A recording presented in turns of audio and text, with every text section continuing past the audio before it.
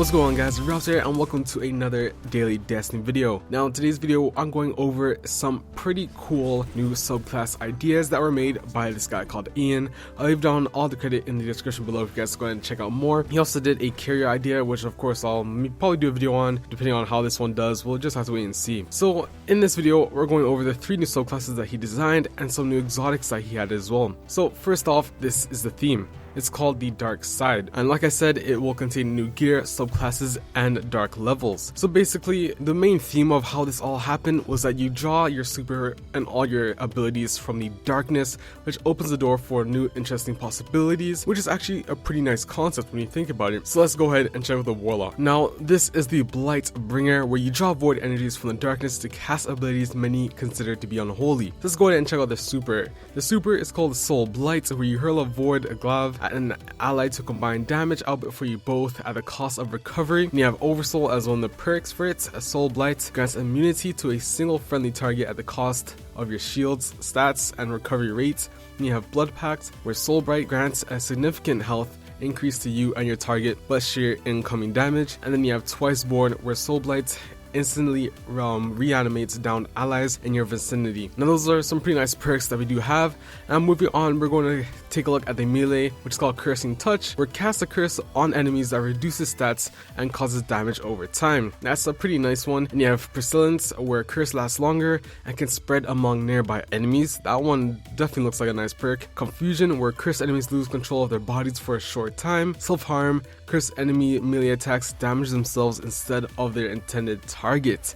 Now that might seem a bit OP, because if you don't know the perk or how it's happening, maybe on the sidebar it'll say self-harm and you would obviously know not to shoot. And then moving on, you have Locust, where holding R1 and releasing it increases the effective range of Cursing Touch. And then Nether Forget, that's actually a pretty nice play on words there. Dying while under the effects of Soul Blight leaves behind poisonous void cloud that slows and damages enemies. That one also quite nice. And then Soul Tear, double press circle, so 1-2, to create a mirror image of yourself for a short time. Now these definitely seem like some nice ideas, and hopefully Bungie, maybe, I know this is far-fetched, but maybe Bungie can maybe see my video or other videos and see what they have in store. Now for the Hunter, it's called Spear Piercer, where track your pay with the guidance of the Darkness Unforgiving arc abilities. Now the super is called a Silver Spear, where call down and hurl a arc infused spear that chains lightning to nearby enemies. And Thunderbolt is one of the perks, where Silver Spear has increased range and can penetrate through walls and objects. Anvil Crawlers throw multiple spears in a succession that ricochets off walls and objects. Then Inclement Weather, Silver Spear explodes upon contact, creating a cloud that shoots arc lightning at nearby enemies. Quite nice. Now moving on to their actual melee, Tracking Dart, you shoot a dart that causes damage and marks targets. Critical hits increase mark duration, and of course it binds to R1 or whatever your melee stat is. Then you have Shock Wound, Tracking Dart marks targets for a longer period of time and causes chill amounts of damage while marked. Then Impulse Shatter, Tracking Dart is sacrificed to create small arc shield reflecting harmful projectiles. Then we have Pack Hunting, targets marked by Tracking Dart can be seen by your fire team. That is definitely a support type of subclass for PvP. I do quite like that perk as well, Pack Hunting. Now moving on, last but not least, we have all you Titan lovers. This one is the Darkness Solar Titan called Destroyer.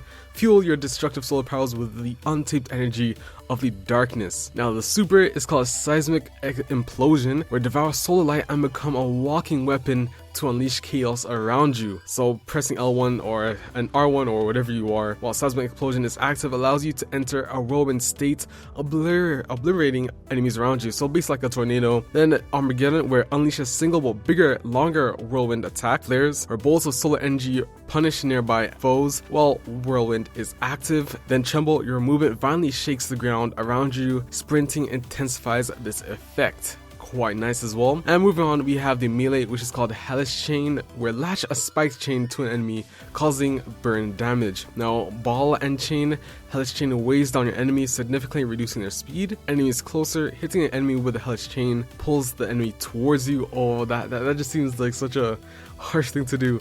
Then Ashfall, contact with Hellish Chain thrusts you towards a target. I mean, to be honest, I'm already looking at this. Honestly, it makes me want to play my 10 again. Definitely, for sure. Now moving on, the dark items. Now this is basically what the guy was saying. To help Guardians contain these new powers, we're introducing dark gear, which is like light levels, but these new items can raise darkness levels and make you more powerful when using a darkness subclass. So it's kind of like two different levels. So you have a light level and then you have a dark level. And here are the new exotics that he also created. The exotic Oleg chest, heart shell of the warm god, where basically it grants soul tear. And we have the exotic hunter helm, where it's called infant's worm teething jawbone, where precision kills heal you. And then of course we have the exotic titan helmet, where it grants 300 to a stat if it has a value of 0. Quite nice. Don't forget to comment down below your thoughts on this idea, guys. I'll leave a link in the description below for all of the things for you guys to go ahead and check out. Hope you guys do enjoy this. I know some of you are complaining about these exotic ideas and all these other ideas,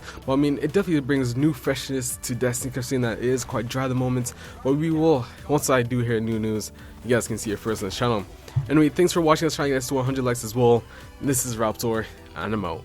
Peace, and I'm out.